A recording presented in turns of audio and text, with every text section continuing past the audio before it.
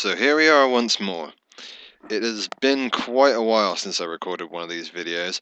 Don't know why, but I just kind of lost enthusiasm for them a bit. Mostly because I don't think people were watching them, so and like half the time they were for me. But it has been a very tiring last few weeks. I think it was 3 weeks ago that I uploaded my last video. And I'd say that this 3 weeks was certainly not as fun as the first 3 weeks of this host. Though it has been fun, do not get me wrong. The last video, I'd spent about a week working by myself, which, as if you watched the video, you'll know, was pretty shit.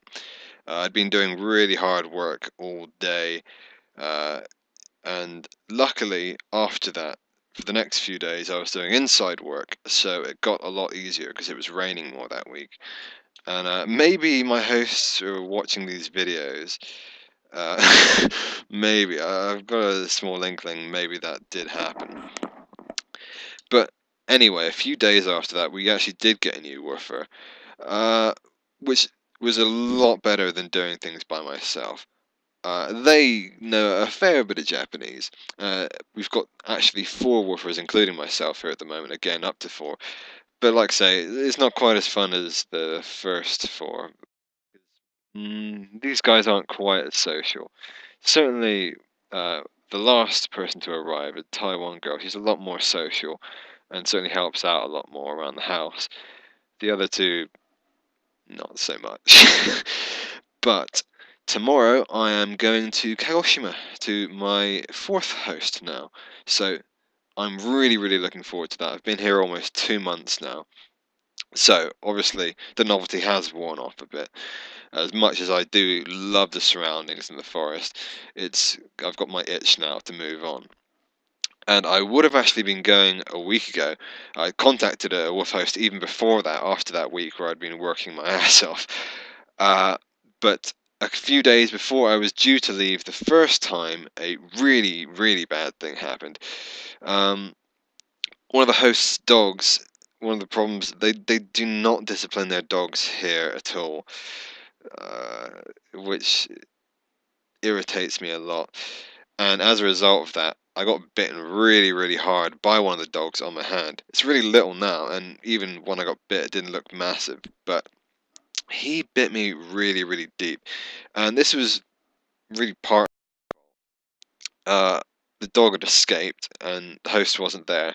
So I decided to take the dog back to the house, get it back indoors, or at least inside the fence.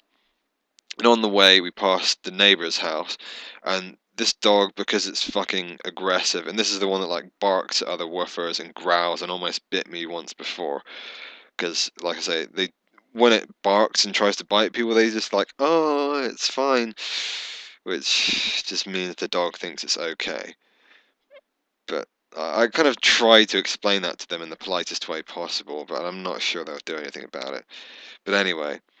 It saw the neighbour's dog. The neighbour was just taking their dog out for a walk, so they had it on a lead.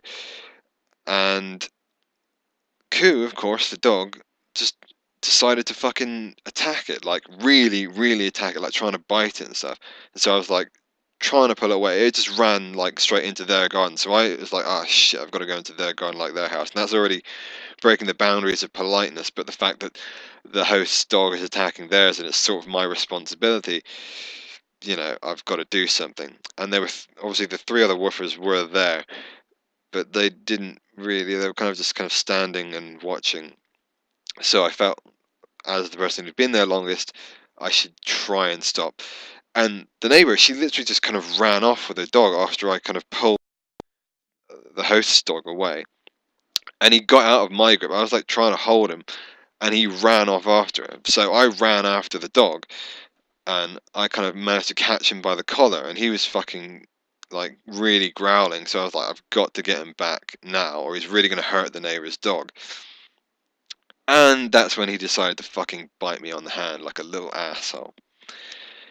And it didn't look too bad at first, because, well, it was bleeding a hell of a lot. But I put it under some cold water, and I thought, hopefully I'll be okay in a few days. But pretty soon, well, very soon, I realized, I get a lot of tingling in my hand, a lot of numbness, and I started to get worried because I thought, fuck, this could be permanent damage. And luckily, I have a med kit that I got really cheap back in the UK. If you're traveling, always take a med kit because they cost way less than the usefulness that they will give you if you find yourself with an injury. And the other wolfers didn't really seem to kind of worry as much as I did. You know, two of them just stayed to like play with the other dog, which is one of the reasons that they kind of piss me off. These guys, they just do not seem to give a shit sometimes. And so I kind of patched it up mostly by myself with my other fucking free hand. Put some like antiseptic on it, so on. And the next day, I asked the host. Well, I showed the host that I was like, "Your dog just bit me," and he was like, "Oh crap, you know, sorry," and so on. And he gave me some like a couple cans of beer to apologize. But I kind of had to like stress to him the next day. Uh, I maybe need like a tetanus shot or something. Maybe go to a hospital. But he did not take me right away. But he did take me a few days after that. And I've been going for the last week. And luckily, they told me after a few days, I was really, really worrying because hard to communicate. I don't speak that much Japanese. And they said there's no damage to the muscle line in the hand. It's all going to be gravy. And after a full week, I finally managed to close my hand again. For a week, I could not actually, at first, for the first few days, I couldn't move my fingers this, like, not at all beyond that. So that's why I was worried. These two fingers I could move, but the bite was like right through the center of my hand, through like between the two middle knuckles, and it went really deep. And like the bottom of my hand was fucking bruised and black, and the top of my hand around it. So it didn't look good. And my hand is still stiff, but as of today, I can now fucking use chopsticks in my right hand again, which is great. Uh, Good advantage of this is that I've learned how to use chopsticks in my left hand, which is super awesome. Uh, but yeah, another big thing that's happened in the meantime, besides this dog bite, I got around to learning katakana and hiragana.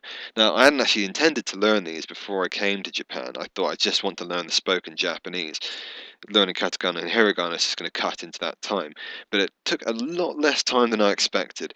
About a week to kind of master each. Less than that, actually. A week each, that is, because I wanted to make sure I could not just recognize the hiragana and katakana, but also write them from memory. And I can do that now, and it's pretty awesome. I can write in another language, and I've got it installed on my computer as of yesterday. So I can now put dumb little fucking Japanese status updates on Facebook to piss off everyone I know, or respond to the Japanese people that I know. That too. uh, But I was pretty chuffed with myself. My Japanese spoken has come really a long way. I mean, as long as it can come in 3 weeks, but I just feel a lot more confident with it now. And ever since finishing the katakana and hiragana, I've been learning vocabulary as well, with a little help from Nama Sensei and Anki, which is a little phone application that some of you may know, which is really, really good for that. And also just writing down lots of katakana and hiragana. I'm going to stop this video and start another one because it's encroaching on 10 minutes, and that this one video will not be enough.